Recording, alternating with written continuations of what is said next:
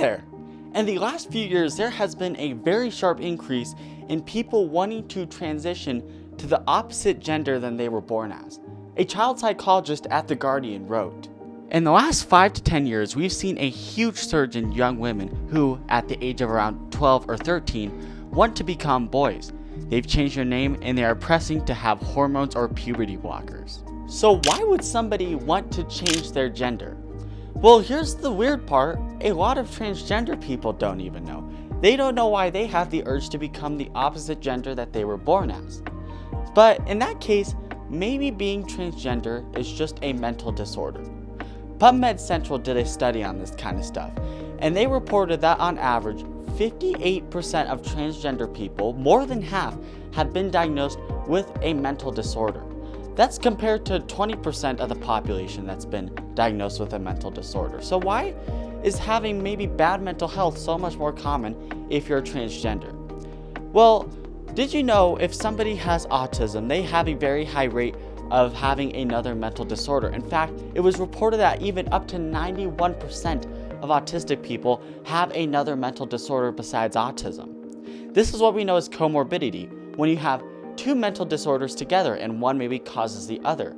So if this is the case with being transgender is a mental disorder, then that would make sense that it has a high rate of comorbidity, just like autism does, just like ADHD and OCD and even schizophrenia do.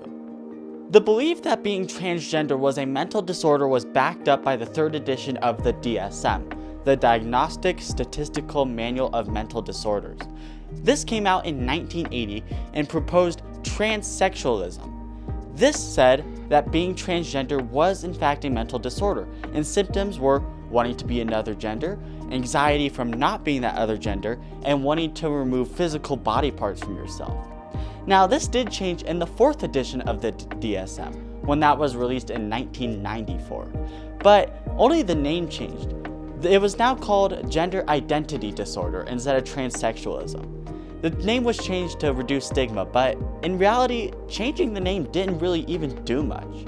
But this actually all changed when the DSM 5th edition came out in 2013, which changed the name to gender dysphoria. The name being changed to gender dysphoria was actually big news because what this suggested was that not being transgender in itself was a mental disorder, but rather the anxiety caused by not being the gender that you wanted to be was a mental disorder. So a lot has changed in a little amount of time. Back in 1960, when the first edition of the DSM was published, transgender people weren't even mentioned, and it said that homosexual people had a mental disorder. But then come 1980, and being homosexual is no more a mental disorder, but being transgender is, and then come 2013, and neither being homosexual or transgender is a mental disorder. So what happened between 1960 and 2013? In 2018, the World Health Organization followed in the footsteps of the DSM and labeled transgender not a mental disorder anymore. And this was well respected by a lot of people. And now this is because a lot of people made the argument that being transgender shouldn't be a mental disorder because it doesn't affect the brain in any adverse way. And well, this is true because if you put the brain of a cisgender person and the brain of a transgender person together, they'll look almost exactly the same. And on top of that, being transgender doesn't impair the brain negatively in any way. So why should it be a mental disorder? Because ADHD, autism, and OCD, and a lot more mental disorders affect the brain structure and the way it functions. On top of this, I brought up earlier how there is a high rate of comorbidity, meaning you have two mental disorders present at once in transgender people. But this isn't really even true with being transgender. It's primarily true with having gender dysphoria. Remember, gender dysphoria is the anxiety caused from not believing that you're the right gender and wanting to be another gender, not being transgender itself. And this has a high rate of comorbidity because just imagine, I can't really relate, but imagine putting yourselves in the shoes of somebody who does have gender dysphoria. Imagine thinking that you're the wrong gender. This would obviously be very anxiety inducing and might even make you depressed because you're uncomfortable in your own skin, and that's why having gender dysphoria can have a high rate of comorbidity. But Luckily, having gender dysphoria isn't the worst thing ever, because if you have enough support and you end up transitioning to the desired gender, that dysphoria can go away and you can even have a happy and fun life again without that anxiety and depression you have when you have gender dysphoria. But going back to the question, why would somebody want to be transgender? Well, I don't believe that feeling of wanting to be transgender is a choice, and I have good reason to believe it's not. This is the story of David Reimer. David was born as a boy, but during a circumcision when he was less than a year old, it got botched severely and his penis was severely injured. And as a result, his parents and a psychologist had the idea to transition him to a female.